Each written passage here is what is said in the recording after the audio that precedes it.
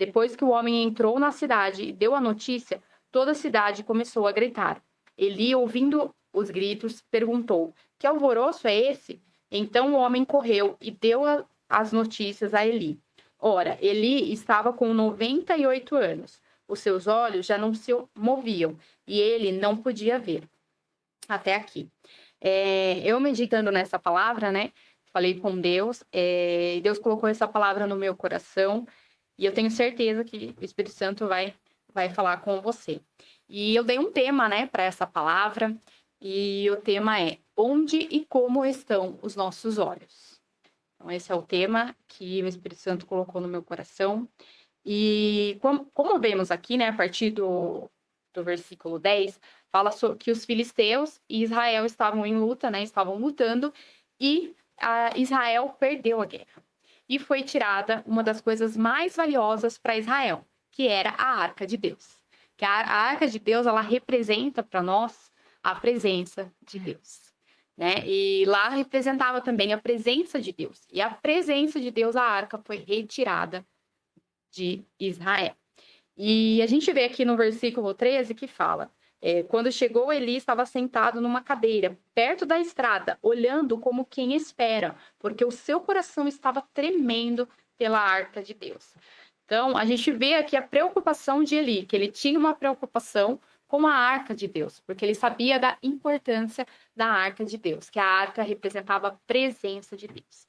E o que eu quero deixar já de início para a sua vida aí em casa é que, independente das circunstâncias, do momento que você está enfrentando, não permita que a arca de Deus seja retirada da sua vida. Não permita que a presença de Deus ela saia da sua vida, da sua história, da sua casa. Então, esse é um cuidado que nós devemos ter com a presença de Deus, porque é muito valioso, né? Davi, ele fala em um dos salmos, né, maravilhoso, ele fala: Deus, tira tudo de mim, só não tire a sua presença. Então, a presença é algo valioso, é algo que a gente não pode perder. A gente pode perder tudo nessa vida, né? A gente pode perder dinheiro, perder bens, perder pessoas que a gente perde, infelizmente, mas a presença de Deus, ela não pode sair das nossas vidas. Nem sempre as circunstâncias elas são favoráveis, nem sempre, né? A gente vê que a Bíblia diz, né? No mundo tereis aflição, mas tenha de bom ânimo. O Senhor venceu o mundo, né? Jesus venceu o mundo. Então, com Ele nós podemos todas as coisas.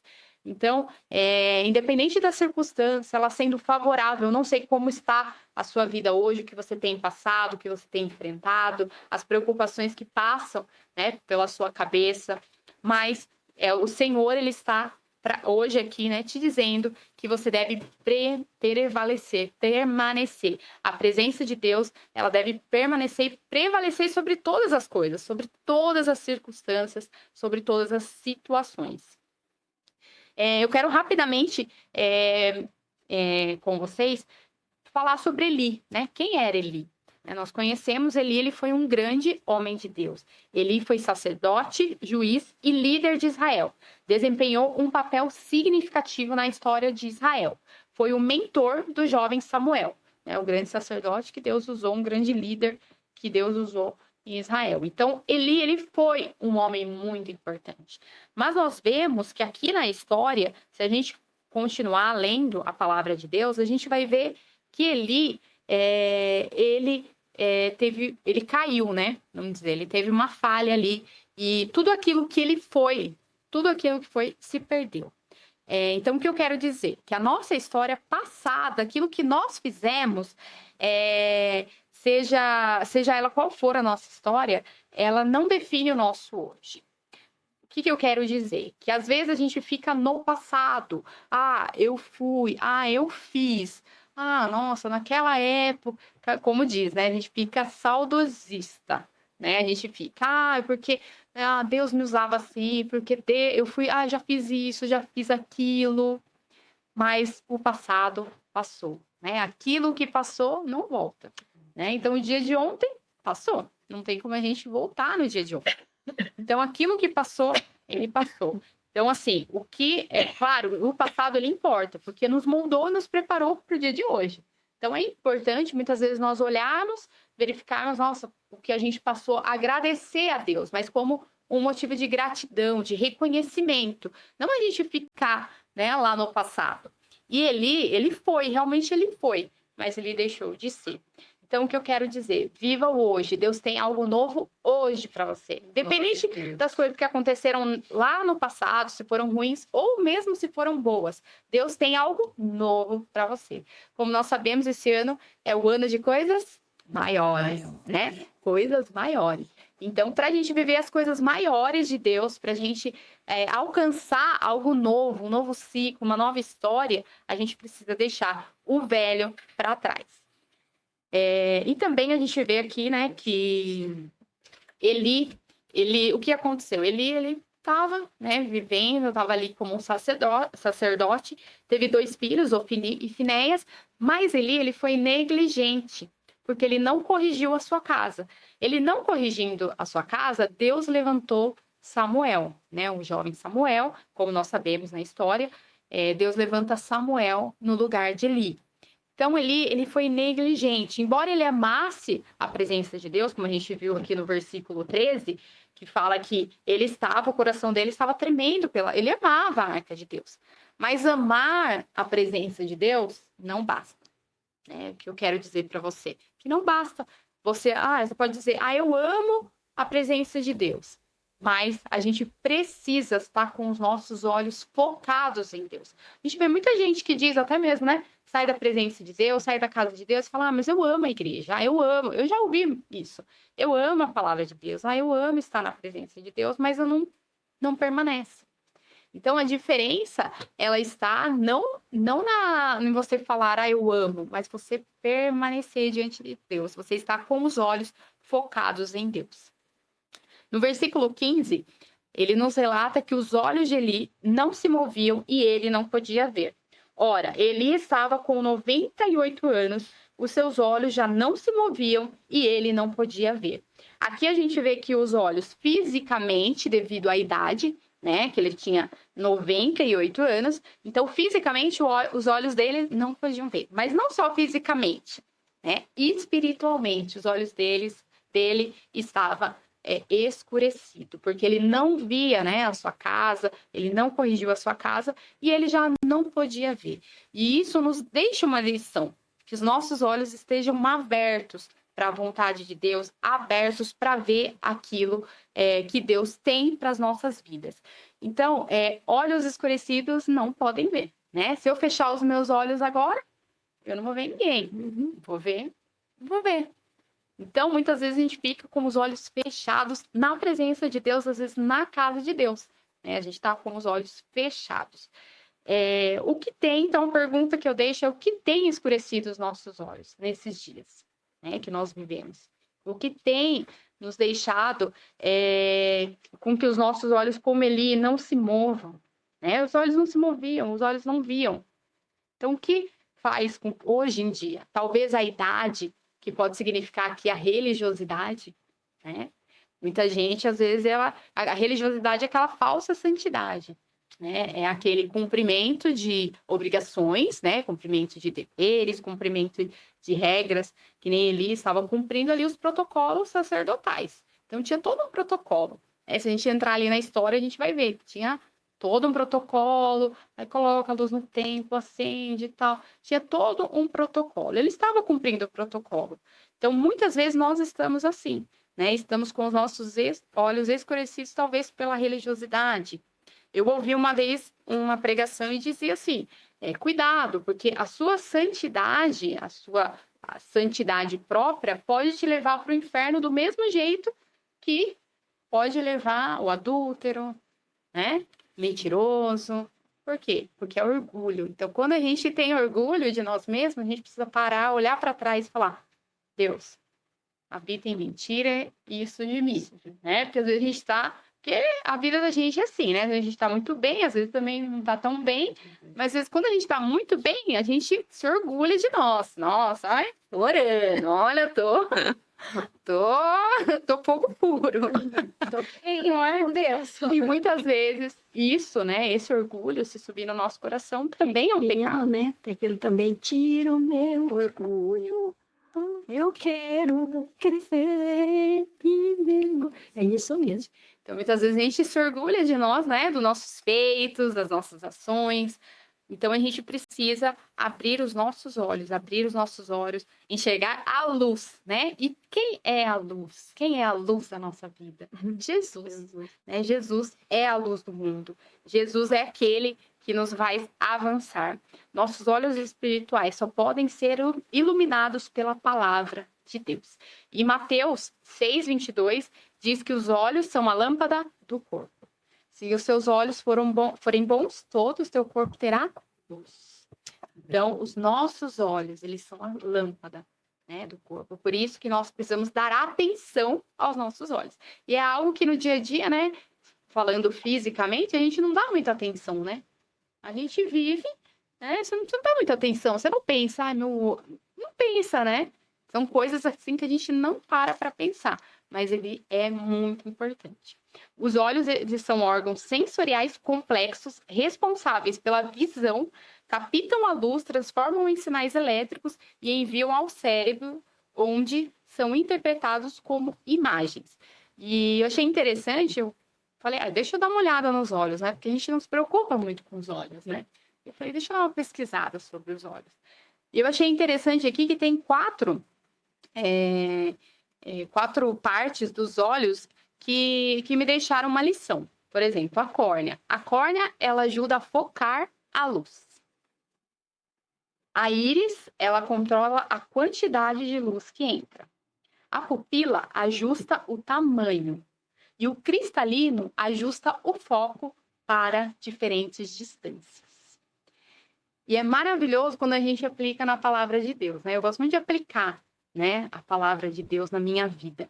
E você aplicando, você vê que realmente, né, a palavra de Deus, que é a nossa, que ilumina a nossa vida, que ilumina os nossos olhos, que a gente entende que nossos olhos devem ser iluminados pela palavra de Deus, ela ajuda a gente a focar na luz, quem é a luz do nosso Jesus. Ela ajusta o tamanho, ajusta o foco para diferentes distâncias. Ou seja, nos ensina a olhar, a entender e a discernir, né? Então, o olho, ele é maravilhoso. Se você for pensar, né, na capacidade que Deus fez, eu sempre falo, Deus é tremendo, né? Se você for ver cada órgão do corpo humano, você fala, meu Deus, Deus é maravilhoso. Como a palavra de Deus diz, né? É algo maravilhosíssimo para mim pensar nisso, né? A gente for pensar, nossa, como que uma criança é formada num ventre? Como os ossos são formados? Como que isso é formado? Nossa, como que como tem córnea, a íris, como tem cada nervinho é no seu lugar, né? Você pensa como Deus é maravilhoso. Então, você vê aqui, né? As principais funções do olho são detecção da luz, que percebe a intensidade e a direção, o foco, ajudam a enxergar objetos próximos e distantes e a percepção de profundidade. Isso tudo é um ensinamento para nós hoje, né? Que Deus nos ensina a focar, que nós precisamos ter o discernimento da intensidade, da direção, o foco, ajustando a distância, perceber a profundidade. E isso é através do discernimento da palavra de Deus. É através dessa palavra que nos ilumina todos os dias, que nos ajuda. Como a Necilda já falou, né? Que a palavra de Deus, ela é maravilhosa. Ela já citou Abacuque, falou aos nossos corações, né? Independente da circunstância. Então, você vê que a palavra de Deus, ela é maravilhosa, ela é tremenda. Então, a palavra de Deus, ela nos ajuda a focar. Então, o que eu quero dizer? Ajuste os seus olhos conforme a palavra de Deus. Que os nossos olhos estejam, que as nossas córneas, as nossas íris, as nossas pupilas, nossos cristalinos espirituais estejam ajustados à vontade de Deus. E a vontade de Deus, ela se encontra onde? Na palavra de Deus. Então, a Bíblia diz, medita na palavra de dia e de noite. Então, nós precisamos estar alinhados com a palavra de Deus, com os nossos olhos fixos, olhando na direção certa. Então, minha oração hoje é para que os seus olhos, para que os meus olhos, né? Porque a palavra de Deus, ela atinge primeiro a mim e, né? Primeiro a gente que lê a palavra de Deus. Corta aqui, né? Espada de dois gumes, que corta e vai até a divisão da alma. Então, que Deus está falando comigo, que Deus fale com você. Então, que os nossos olhos estejam ajustados à palavra de Deus, à vontade de Deus, para termos uma visão perfeita, né? A nossa visão perfeita. Que todos esses órgãos, né, que eu falei, essas partes aí dos nossos olhos, falando espiritualmente, que eles possam estar alinhados, perfeitamente alinhados à vontade de Deus, para que possamos focar na luz, que é o nosso Senhor Jesus, e possamos enxergar com discernimento, com clareza, com compreensão do modo, do tempo, da distância, né? Então, o discernimento é aquilo que a gente, né, consegue discernir e perceber o modo e o tempo, né? A palavra de Deus fala sobre isso. Então, às vezes, o nosso tempo é o nosso tempo. A Bíblia fala em Eclesiastes 3, né? Nosso tempo é o tempo de falar, ou às vezes de se calar. Às vezes, o tempo é de se expressar, às vezes não, né? Às vezes, o tempo é da gente, a Bíblia fala, né? Você andar, de você parar, de você refletir, né? Então, a Bíblia, Eclesiastes 3. Você medita aí também é importante, né, para as nossas vidas. Então, há o tempo para todas as coisas. E o modo de Deus trabalhar. Quando a gente tem discernimento, a gente entende que Deus tem um modo, ele é soberano sobre todas as coisas. Tudo que ele faz é perfeito. Então, que os nossos olhos eles estejam na direção certa, focando no que Deus quer para a nossa vida, na vontade, no centro da vontade de Deus. Né? Que não há nada mais triste do que alguém fora da vontade de Deus. Então, que nós possamos orar. Deus, me ajuda a estar no centro da tua vontade, olhando na direção certa. E qual que é a direção certa? E para finalizar aqui, eu quero deixar, já deixei separadinho aqui os versículos, para a gente não tomar muito tempo. A direção certa, né, que a palavra de Deus ela fala, lá em Salmo 121, do 1 até o 2, diz assim: levanto os meus olhos para os montes e pergunto, de onde me virá o socorro? O meu socorro vem do Senhor, que fez os céus e a terra. Então, você vê aqui que levanto os meus olhos para os montes. De onde me vem o socorro?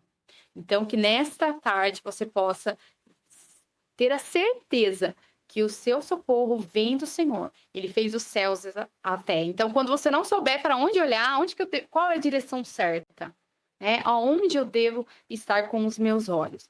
Olhe para os montes e olhe para o Senhor. É de lá que vem o socorro, é dos céus. E nos céus está o nosso Senhor Jesus. Também aqui, Salmos 25, 15, que diz: os meus olhos estão sempre voltados para o Senhor, pois só Ele tira os meus pés da armadilha.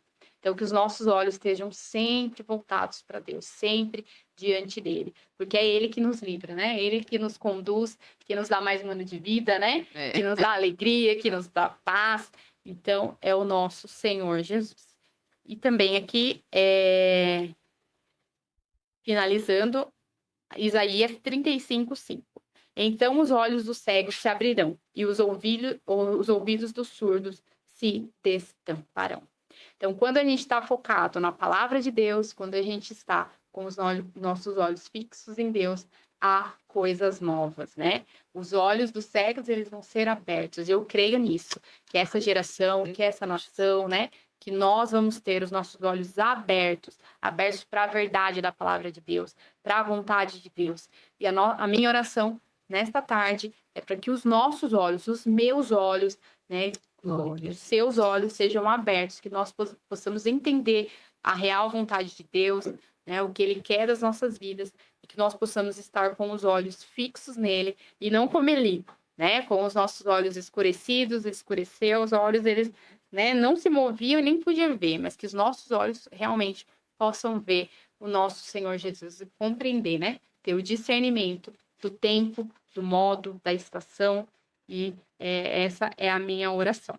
Amém? Glória a Deus. É a palavra que eu tenho, né? Que Deus tocou no meu coração, e eu espero que tenha tocado também no seu coração aí de casa, aqui, né? Das meninas, e que o Espírito Santo fale melhor, né? Eu não sou pregadora, mas eu amo a palavra de Deus e Eu acho que a palavra de Deus, ela fala por si só, não precisa nem de... Porque a palavra de Deus é maravilhosa, né? Então, que Deus abençoe você, a sua família, a sua casa, né? Todo o seu lar, né? E eu tenho certeza que esse ano é ano dos nossos olhos serem abertos para as coisas maiores que estão por vir. Aí precisa estar bem aberto, porque são coisas grandes.